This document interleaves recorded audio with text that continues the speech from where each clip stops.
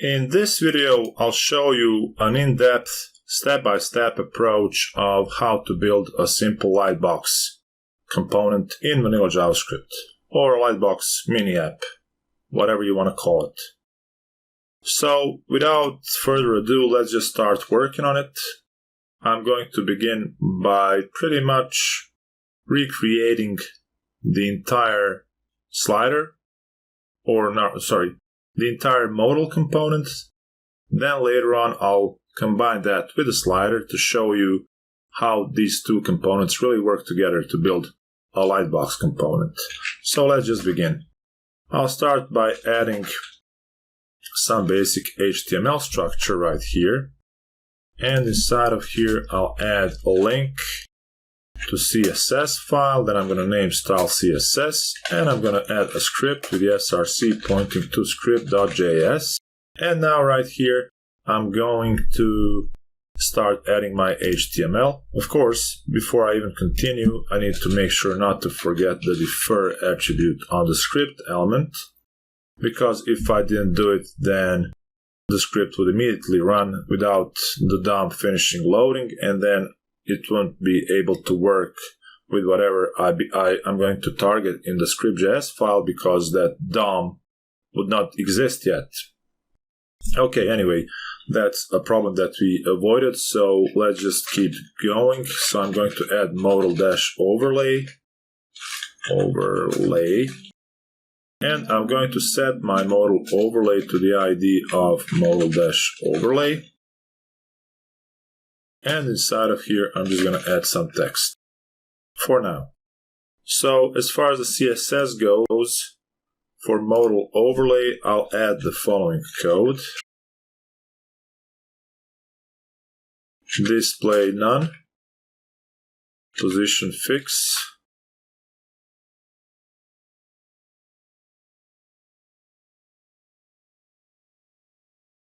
top is going to be 0, right 0, bottom 0.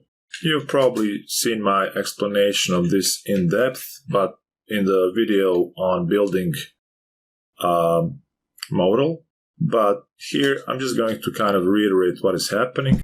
So basically, I'm trying to stretch the entire size of the viewport, to stretch the modal overlay div, the entire size of the viewport. So what I'm doing here is positioning it fixed, and then making sure that it's covering all the corners by adding top, right, bottom, and 0 to left. So that's their starting point.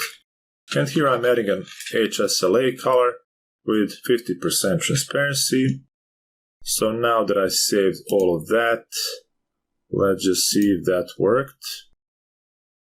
It's not possible without a head or body tag to use the live server, live reload. So let's just do Alt F and then press the L key to save everything and refresh again to see. Of course, I have display none. If I have display block, then it would be showing, but none is there because we want to trigger it on JavaScript update.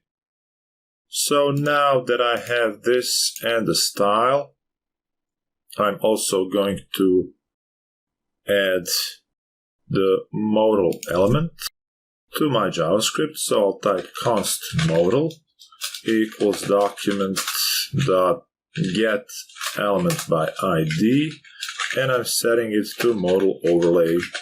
Okay. That's it for now. Let's also add perhaps an img, and on this img I'm going to add, well, of course I also need to add an img element.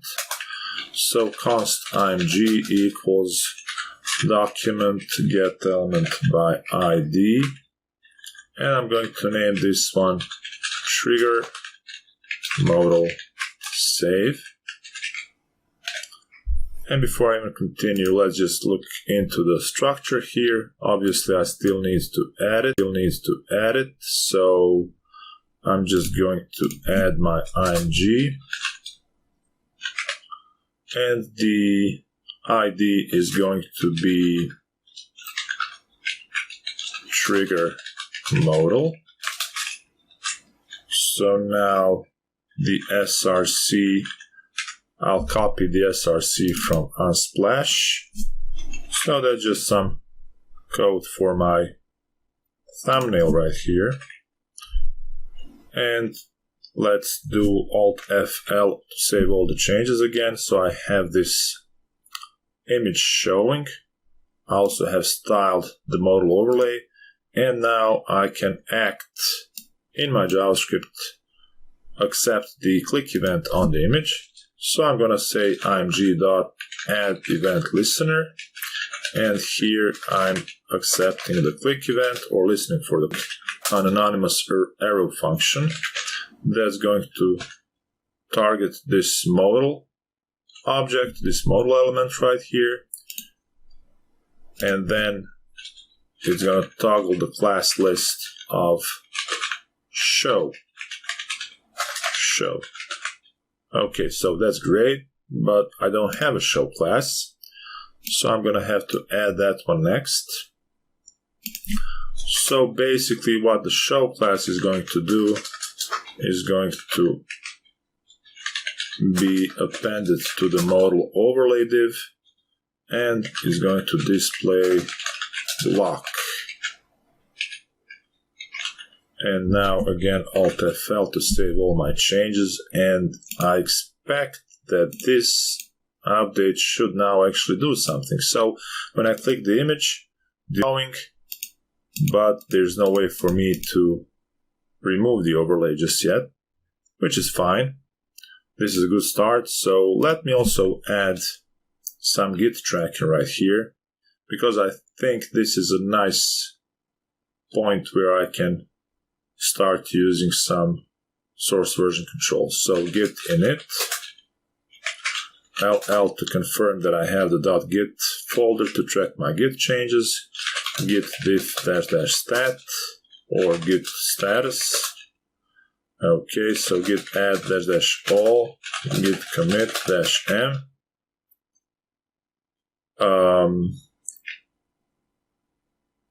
Listen for clicks on img thumbnail and show overlay and show overlay. Okay, git log --one line. So that's the first part of this project kind of completed. Alright, so I think we're right now at the 8-minute mark, so I think we can squeeze in some additional code right here. So for now, let me just update what I have here with a full functionality of the modal. So in index, I'm going to replace this thing right here with another div that's going to have a modal wrapper, and this modal wrapper is going to have a modal header. Again, what I've done this exact thing in the modal lesson, so if you've already gone through that lesson, this might feel a bit redundant, but think of it as an interesting code along, and it doesn't take too much time to complete, so let's just keep on doing this. So I've got modal header, modal body, and modal footer inside the modal wrapper, and now I have an h2 with modal heading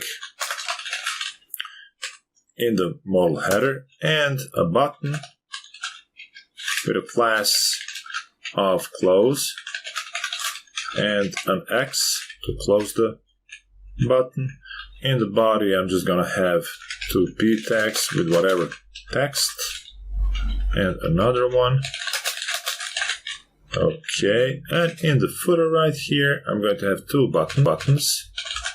So let's try an emmet abbreviation of a button times 2. It works, so it gives me two buttons. The first one is going to read accept. The second one is going to have the class of close, and it's going to read cancel So now I'm saving my changes here. The structure is completed, but of course there's no styling, so obviously there's something amiss right here. Since this video is already at 10-minute mark, what I'm going to do to speed things up is just add this code, copy it basically from the initial original Modal video. So if you're interested in how this code works, you can go and watch the Modal video. Otherwise, it's just some simple CSS, so nothing really to think too deep about. Let's press Alt-FL again, and now this shows this Modal. Of course, the buttons don't work, so that means that I also need to update the JavaScript code. Here I'm not going to be copying and pasting anything, because this is an important thing to go over. And although you already have this code inside the Modal lesson, it's not a bad approach to try to do it yourself or follow along with me. So if you'd like, you can pause the video, try it yourself, and I'll show you the solution in just a few seconds. Okay, so for let I equals 0, I is less than close class dot length I plus plus. But where is the close class? Well, let's add it, and we're going to set it to document get elements by class name, and the class name that we're listening for is close, because remember, we have the close class right here and right here, so in two places. So that's how we're going to be tracking those. So now I have the close class length of whatever, and I'm looping over those with the intent to access the close class array or collection, add an event listener to each element in this collection, and listen for a click event with a function of, well, a callback function that's going to access the modal. Well, a callback function that's going to access the modal, and on its class list, add the remove of show right here, of the show class. And what this is going to do is pretty much make our buttons work. So now if I press cancel, it works, and if I press the X button, it also works. So this brings us to the next git commit opportunity. We're at 13-minute mark as far as the video goes, so let's just quickly do git add --all git commit -m complete a working modal on image click. Git status, everything works as expected. I think this might be a good time to close the video, but let's just do another short thing. So what we're gonna do in this example is actually replace this initial slider stuff with modal stuff with an image, right? And this image that I'm going to add is going to have the close class. So basically what I want to do is have the image show when clicking on a thumbnail, have a bigger version of this image, and then again, when clicking on that bigger version of the image, have the image close. So for that, I'm going to use this same image right here, but I'm actually going to make the dimensions of this image, this specific image, this mountain in the desert image, I'm going to make it a bit larger. So here, instead of 200, I'm going to have 700, and instead of 120, I'm going to have the height of 460. As far as the style goes, since I've removed a bunch of the structure with some classes here. I'm going to also be removing the modal wrapper. Well, do I have the modal wrapper? I do. I don't. So I'm going to remove the modal wrapper, modal header, this thing right here, and the button itself. So this simplifies my CSS significantly, as well as the structure. And let's see if that means that I'm going to have to change something in my script. So I have the image, trigger modal, modal overlay, close class targets the close, the elements with the close class, img toggles the show class, which I still have. And finally, in the for loop, I don't have anything changed, so that's a cool update. Pretty much no changes in JavaScript. So let's just see what will happen when I refresh this and click it. And it shows a bigger version of the image. Clicking on the image itself closes it, so we're one step closer to a lightbox component. But we'll continue that in the next video.